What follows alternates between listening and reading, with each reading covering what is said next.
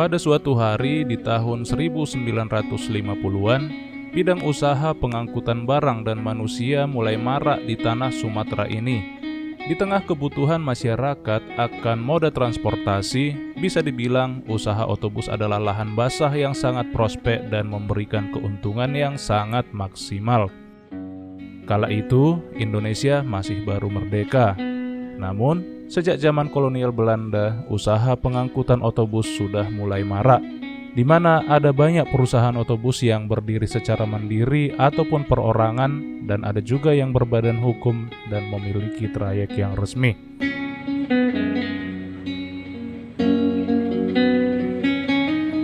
Di awal kemerdekaan Indonesia, kebutuhan akan transportasi melonjak tajam. Disitulah banyak pengusaha yang berani ambil peluang. Tak mau ketinggalan, sekitar tahun 1960 berdirilah sebuah perusahaan otobus dengan nama PO Liberty. Liberty berarti kebebasan atau kemenangan, atau dapat juga diartikan sebagai kemerdekaan.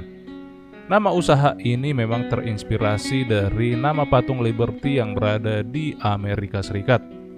PO Liberty didirikan oleh Bapak Kancam Tarigan di Desa Betong, Kecamatan Johar, Kabupaten Karo, Provinsi Sumatera Utara. Pada perkembangannya, PO Liberty berkantor pusat di Kota Medan, Sumatera Utara. Logo atau lambang PO Liberty adalah lukisan patung Liberty yang ada di Amerika Serikat. Awalnya PO Liberty hanya melayani trayek pekan-pekan di sekitaran Kabupaten Karo, Langkat, dan Medan. Armada yang digunakan oleh PO Liberty di awal merintis adalah Chevrolet C-Series, di mana model terakhir yang sangat terkenal adalah jenis C50 yang lazim disebut C-Limpul di daerah tersebut. C-Limpul atau C50 adalah truk dan bus yang dijual di Indonesia antara tahun 1967 sampai awal tahun 1970-an. Era sebelum kehadiran C-Limpul, Liberty sudah lebih dulu menggunakan jenis Chevrolet model pra-kemerdekaan dan era tahun 50-an. PO Liberty lahir dengan bus berwarna hijau tua yang dipadu dengan garis-garis berwarna kuning dengan tulisan yang dilukis berwarna putih. Tampak sangat polos namun memiliki jati diri yang tegas dengan bodi khas lintas Sumatera zaman old. Namun sejak era Mercedes-Benz dan Hino mulai menggunakan warna dasar kuning yang dipadukan dengan warna hijau sehingga warnanya tampak begitu kontras. Awalnya tulisan merek dan nomornya dilukis dengan cat berwarna merah. Namun dalam perkembangannya, tulisan merek dan nomor dilukis pada bahan Scotland atau cutting sticker berwarna hijau, senada dengan paduan warna kuning dan hijau di bodinya. Nomor pintu diterapkan secara berurut dari nomor 1 sampai nomor terbanyak, sesuai dengan jumlah armada. Namun pada perkembangannya, nomor pintu menjadi acak dan tidak berurutan lagi. Pada tahun 1970-an, angkutan antar kota antar provinsi mulai marak di Pulau Sumatera. Tak mau ketinggalan, PO Liberty kemudian memperpanjang rute atau trayeknya. Tahun 1970 sampai 1980-an, Liberty mengganti armada menjadi Mercedes-Benz dan Hino yang bermesin diesel dengan tipe yang ada pada saat itu. Jadilah PO Liberty menjadi salah satu pilihan utama masyarakat dalam bepergian di rute Medan Kota Cane yang melewati Tiga Binanga, Kabanjahe, dan Brastagi, rute yang sama dengan bus Pinem dan Mas Persada. Pada perkembangannya di awal tahun 1980-an, PO Liberty memberanikan diri membuka trayek jauh lintas antar pulau Sumatera Jawa.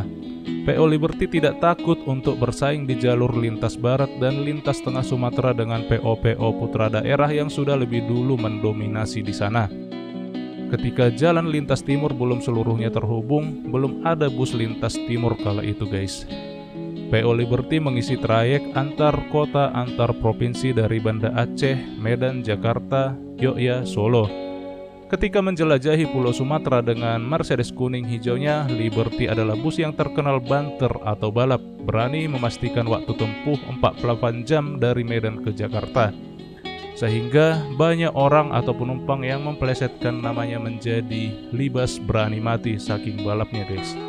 Liberty juga dikenal sebagai pelor Medan atau peluru dari Medan saking ngebutnya bus ini di zamannya. Tampaknya ada hubungan dekat yang sangat istimewa antara PO Liberty, PO Pinem, dan PO Bintang 1000 sejak tahun 1960-an. Ketiga merek bus tersebut warnanya sama-sama kuning. Bila Liberty dipadu dengan warna hijau, Pinem dipadu dengan warna biru, dan Bintang 1000 dipadu dengan warna merah. Hubungan Liberty, Bintang 1000, dan Pinem sangat erat. Kekompakan ketiga perusahaan otobus ini diabadikan pada foto ini. Tampak paling ujung bus yang berwarna hijau adalah PO Liberty, bus yang di tengah adalah PO Pinem, dan bus yang paling depan yang berwarna kuning biru dengan tulisan merah adalah PO Bintang 1000. Ketiganya diabadikan oleh fotografer yang ikut dalam rombongan perjalanan ketika itu. Terima kasih untuk fotografer yang telah memotret momen ini.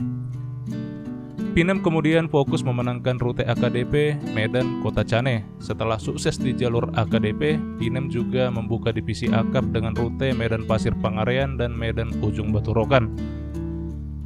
Kemudian Liberty memfokuskan diri di rute jarak jauh Medan Banda Aceh, Medan Jakarta, dan Medan Jakarta Solo Jogja.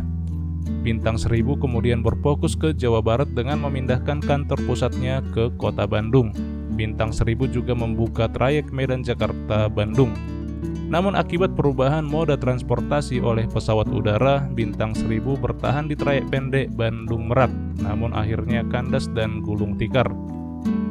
Pada tahun 1988, anak pendiri Liberty yaitu Pak Kim Tarigan mendirikan PO Medan Jaya yang kemudian membuka rute Medan Jakarta dan Medan Pekanbaru. Di tahun 90 hingga tahun 2000-an awal, seluruh perusahaan otobus ini sukses dan berjaya di jalurnya masing-masing. Semuanya terkenal banter atau balap. Bahkan PO Medan Jaya di kemudian hari juga dijuluki peluru dari Medan oleh penggemarnya.